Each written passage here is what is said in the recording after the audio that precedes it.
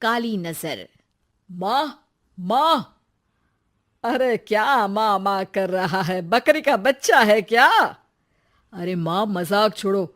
मुझे फाइनली वो मेन चौराहे वाली दुकान मिल गई है। अब देखना, आपका बेटा दुगनी स्पीड से पैसा कमाएगा। ओफो, ये क्या? मेरी ऑनलाइन मेकअप क्लास चल रही है। इतनी जोर से क्यों बोल रहे हो आप दोनों? अरे मेरी धर्म पत्नी जी, मेकअप क्लास बाद में करना। वो चौराहे वाली दुकान मिल गई है हमको। अरे वाह! रुको, मैं अपनी माँ को फोन लगाकर बता देती हूँ। अरे मैं भी अपने रिश्तेदारों को बता देती हूँ। कितनी खुशी की बात है।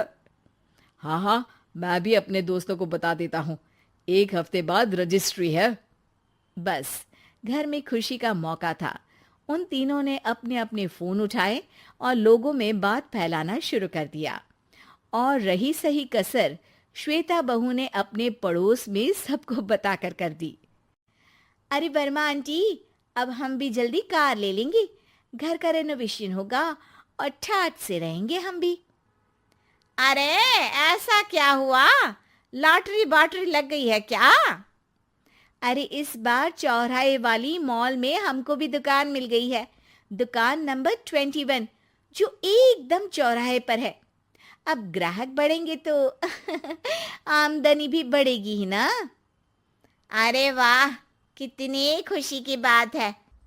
मैं बहुत खुश हूँ तुम्हें इतना खुश देख के। बाकी एक बात कहूँ, सबको मत बताते फिरना।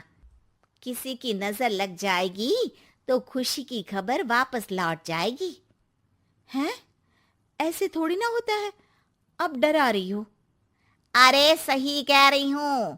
काली नजर कहते हैं इस चीज को, जब आप किसी को कुछ बताओ और वो काम बिगड़ जाए। अरे लेकिन मैं तो। तुमने सबको बता दिया ना? हाँ, फोन लगा लगा के। अब बच के रहना। काली नजर बड़ी खतरनाक होती है।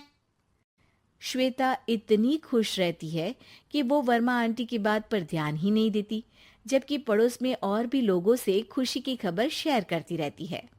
अगले दिन राजेश बहुत दुखी होकर घर आता है। अरे बेटा, क्या हुआ? मुंह क्यों सूजा हुआ है? मधुमक्खी ने काट लिया क्या? माँ, वो दुकान किसी और के पास चली गई। किसी ने ज्यादा भाव लगा दिया। अरे पर बात तो आपसे हुई थी ना उस दुकान वाले की। हाँ, आज मैं टोकन अमाउंट देने गया था, तब मुझे पता चला।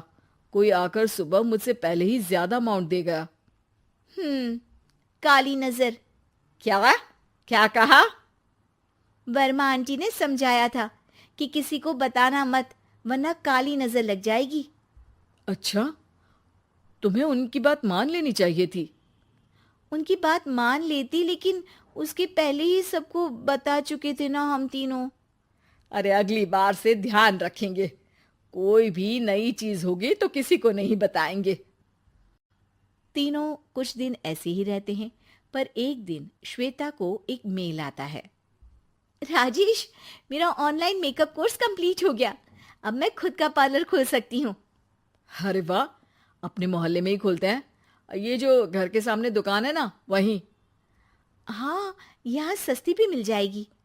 अगले दिन श्वेता वर्मा आंटी के पास जाती है, मिठाई का डब्बा लेकर। अरे आओ आओ, कैसे आना हुआ? जोर से नहीं बोलूंगी। वो सामने वाली दुकान है ना, वहां मैं अपनी पार्लर की दुकान खोलने वाली हूँ। उसकी मिठाई है। अरे वाह, बहुत बधाई हो तुमको। हाँ, मैं कमाने लगूंगी तो राजेश पर पूरे घर का बोझ नहीं रहेगा ना आंटी जी। ये तो है। पर ये बता कि तूने ये बात किसी और को तो नहीं बताई ना? अरे नहीं नहीं, पिछली बार गलती कर दी थी। काली नजर लगी किसी की और राजेश के हाथ से वो दुकान चली गई थी। सबको मत बताना। चलो मैं चलती हूँ, कल दुकान की बात करने भी तो जाना है। अगले दिन श्वेता दुकान के लिए मालिक से बात करने जाती है। अरे लेकिन दुकान तो हम कल रात को ही किसी को दे चुके हैं। कल ही? हाँ, कल ही। 2 दिन बाद कोई यहाँ पार्लर भी खोल लेगा। अब कहीं और दुकान देख लीजिए। अरे पर हमको भी तो पार्लर ही खोलना था। हाँ भाई, ये एक ही दुकान है, आधी आधी तो नहीं दे सकता ना मैं। राजेश और श्वेता घर पर हताश होकर आ जाते हैं। इस बार तो किसी को बताया भी नहीं था, अब किसकी काली नजर लग सकती है। सुनो, तुमने माँ को बताया था क्या? अरे कैसी बात कर रही हो, माँ की नजर थोड़ी ना लगेगी। पक्का तुमने किसी को नहीं बताया था ना? सिर्फ वर्मा आंटी को बताया था, उन्होंने ही मुझे किसी को नहीं बताने को कहा। अरे यार, तुम भी सही हो, मेरी माँ को नहीं बताने को कह रही हो, पर वर्मा आंटी को बताना तुम्हें जरूरी लगा। अरे वर्मा आंटी ने ही तो काली नजर के बारे में बताया था ना, वो हमेशा हमारा भला ही तो चाहती हैं। मेरी माँ भी हमारा भला ही चाहती है। अरे पर चिल्ला क्यों रहे हो? बात नहीं कर सकते क्या आराम से? नहीं आता वो आराम से बात करना, और करना भी नहीं चाहता हूं मैं। दुकान जाने का दुख गुस्से में बदल गया था और राजेश और श्वेता में बात बंद हो गई थी। 2 दिन बाद मोहल्ले में पार्लर का इनॉग्रेशन हुआ, जिसमें मोहल्ले के सभी लोगों को बुलाया गया, पर श्वेता, राजेश और माँ नहीं जाते। माँ, अंदर आ जाओ, क्या देख रही हो? अरे नया पार्लर देख रही हूं अपने आंगन से। देखो, माँ को दूसरे का सुख देखने में कितना मजा आ रहा है, मेरा दुख नहीं दिख रहा इन्हें। यहाँ मेरा पार्लर भी तो हो सकता था। अरे चुप रहो यार, हर बात में लड़ाई क्यों ढूंढ रही हो? राजेश और श्वेता फिर बहस करने लगते थे। तभी माँ ने दोनों को बाहर बुलाया। अरे जरा देखो तो, दुकान चलाने वाले का बोर्ड पर नाम क्या लिखा है? श्रुति वर्मा। गाड़ी निकाले बेटा, हमें कहीं जाना है। काली नजर का इलाज कराने? राजेश अपनी बाइक निकालता है। तीनों ट्रिपलिंग कर रहे हैं। माँ राजेश को उस मॉल वाली दुकान पर लेकर जाती है जहां राजेश अपनी दुकान खोलने वाला था। यही दुकान लेना चाहता था ना तू? हाँ, पर इनको भी दुखी करने लेकर आई हो क्या यहाँ पर दुकान दिखाकर? वहां काफी नहीं था? अरे श्वेता, थोड़ा सब्र रख, अभी पता चलेगा कि हम यहाँ क्यों आए हैं। बता, इस दुकान चलाने वाले का नाम क्या है? अनुपम वर्मा। कुछ समझ में आया?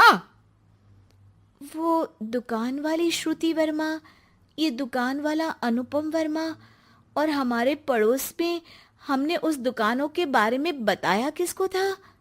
अब वर्मा आंटी को। मतलब वर्मा आंटी ही हमारा काम बिगाड़ रही है? नहीं नहीं, ऐसा नहीं हो सकता, ये बस इत्तेफाक है। राजेश अपना फोन निकालता है और श्रुति वर्मा और अनुपम वर्मा के नाम फेसबुक पर सर्च करता है, जहां ये दोनों ही वर्मा आंटी के रिश्तेदार होते हैं। श्वेता को समझ में आ जाता है कि वर्मा आंटी की ही नजर काली नजर है। अब क्या करना है? कोई भी खुशी की खबर हो तो काली नजर से बचना है, यानी वर्मा आंटी से बचना है। अरे पर मुझे ये समझ में नहीं आया कि वो हमारे साथ ऐसा क्यों करेंगी। अरे बेटा, एक सीख है, दूर के आदमी को आपकी तरक्की से कम परेशानी होगी, पड़ोसी को ज्यादा। दोनों माँ की बात में हामी भरते हैं और अगला काम चुपचाप करने की कसम खाते हैं, ताकि आगे से वर्मा आंटी कोई काम ना बिगाड़ सके।